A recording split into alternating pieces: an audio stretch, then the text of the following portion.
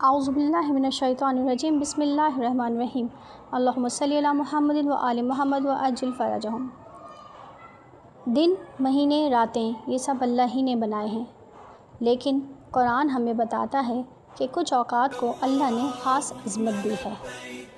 یعنی قرآن میں ارشاد ہوا کہ بے شک اللہ کے نزدیک مہینوں کی تعداد 12 ہے۔ کچھ ایام ایسے ہیں جو عبادت، دعا، قربانی اور معرفت کا خلاصہ ہیں۔ انہی تمام ایام میں 4 ایام ایسے ہیں جو اللہ کے نزدیک بڑے مقرب ہیں۔ پہلا یوم جمعہ، دوسرا یوم ترویہ، تیسرا یوم عرفہ اور چوتھا یوم نحر۔ اور پھر حدیث میں آتا ہے اور جمعہ تمام دنوں کا سردار قرار دیا گیا۔ مگر سوال یہ ہے ان دنوں کو یہ نام کیوں دیے گئے؟ یعنی جمعے میں کیا جمع ہوا تھا؟ ترویہ میں کون سی سوچ چھپی تھی؟ عرفہ انسان کو کیا پہچان دیتا ہے؟ اور یوم نحر آخر کس چیز کی قربانی مانگتا ہے؟ تو آج کی ویڈیو انہی 4 دنوں کے حوالے سے ہے۔ اس ویڈیو کو آخر تک ضرور دیکھیے گا۔ کیا کبھی ہم نے سوچا کہ جمعے کو جمعہ کیوں کہتے ہیں؟ عرفہ کا نام عرفہ کیوں پڑا؟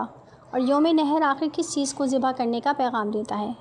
شاید آج تک ہم نے ان دنوں کو صرف عبادت کے لیے سمجھا ہے، مگر ان کے ناموں میں پوری تاریخ چھپی ہوئی ہے۔ پہلا سوال، یوم جمعہ، جمعہ کیوں؟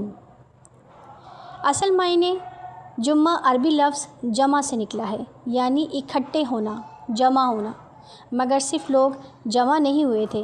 روایت میں آتا ہے کہ اسی دن آدم کی مٹی جمع کی گئی، اسی دن حضرت آدم کی تخلیق مکمل ہوئی، اور اسی دن انسانوں کا اجتماع عبادت کے لیے رکھا گیا۔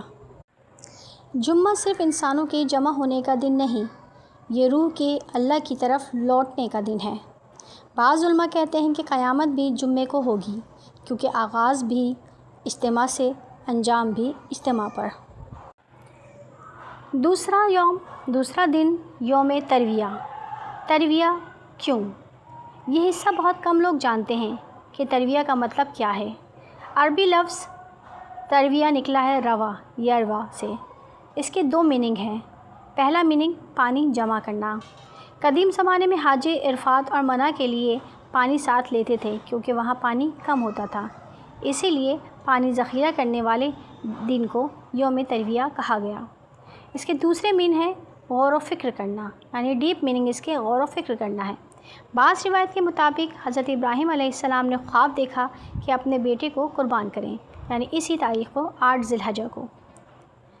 وہ سوچتے رہے کیا یہ اللہ کا حکم ہے یا کوئی اور چیز ہے، یعنی تدبر، غور و فکر، روحانی سوچ۔ اسی نسبت سے اسے ترویہ کہا گیا۔ ترویہ صرف پانی جمع کرنے کا دن نہیں، بلکہ یہ اپنے دل کو قربانی کے لیے تیار کرنے کا دن ہے۔ تیسرا دن یوم عرفہ، یہ 9 ذی الحجہ کا دن ہے۔ عرفہ کیوں؟ عرفہ لفظ کہاں سے آیا؟ عربی میں لفظ عرفہ عرفان اور معرفت سے نکلا ہے، یعنی پہچان، شناخت، جان لینا۔ کہا جاتا ہے کہ 8 ذی الحجہ یعنی یوم ترویہ میں حضرت ابراہیم علیہ السلام کو پہلی مرتبہ خواب آیا، تو وہ اس سوچ و فکر میں ڈوب گئے، لیکن یوم عرفہ کے دن انہیں یہ خواب دوبارہ آیا۔ اس پر انہیں پہچان ہو گئی اور یہ معرفت حاصل ہوئی کہ یقیناً، یعنی انہیں یہ یقین کی منزل پہ پہنچ گئے کہ یہ جو خواب ہے یہ خدا کی جانب سے ہے، اور انہیں یہ معرفت حاصل ہوئی۔ اسی لیے کہا جاتا ہے کہ انسان اس دن اپنے رب کو پہچانتا ہے، خود کو پہچانتا ہے، اپنی کمزوری اور اللہ کی عظمت سمجھتا ہے۔ حضرت آدم والا قول بعض روایت میں ہے کہ آدم اور حوا ایک دوسرے سے اسی دن دوبارہ ملے اور پہچانے گئے، اسی لیے پہچان کے دن کو عرفہ کہا گیا۔ اور اسی دن امام حسین علیہ السلام کی دعائے عرفہ پڑھنے کی بڑی تاکید کی گئی ہے، کیونکہ اس دعا میں انسان کی اپنے رب سے معرفت کی گفتگو ہے۔ عرفہ وہ دن ہے جب انسان پہلی بار واقعی خود کو دیکھتا ہے۔ چوتھا دن یوم نحر۔ نحر کا اصل مطلب عربی میں اونٹ کو مخصوص طریقے سے ذبح کرنا ہے، لیکن اس کا باطنی مطلب زیادہ بڑا ہے۔ یہ صرف جانور ذبح کرنے کا دن نہیں، بلکہ غرور کا نحر، نفس کا نحر، خواہشات کا نہر۔ حضرت ابراہیم علیہ السلام نے صرف بیٹا قربان نہیں کیا تھا، بلکہ انہوں نے اپنی محبت، اپنی خواہش، اپنا دل سب اللہ کے لیے قربان کر دیا۔ نہر کی چھری گردن پہ نہیں چلتی، سب سے پہلے انسان کے نفس پر چلتی ہے۔ چاروں دنوں کا باطنی مطلب یہ ہے کہ جمعہ اللہ کی طرف جمع ہونا، ترویہ قربانی کے لیے تیاری کرنا، عرفہ اللہ کی پہچان اور اس کی معرفت، نحر اپنے نفس کی قربانی۔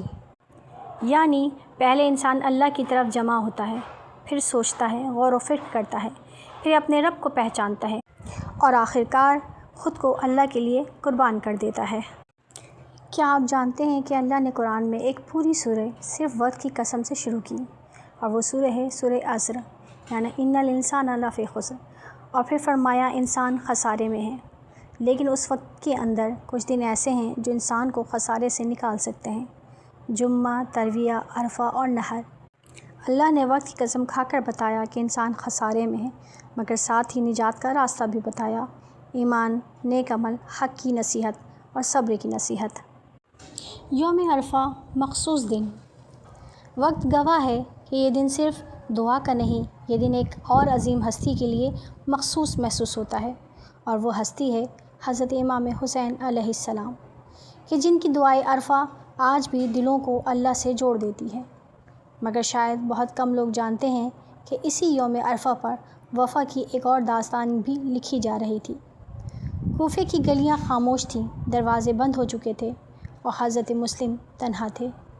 ایک طرف عرفات میں لاکھوں ہاتھ دعاؤں کے لیے بلند تھے، اور دوسری طرف مسلم کے ہاتھ مظلومیت سے بندھے ہوئے تھے۔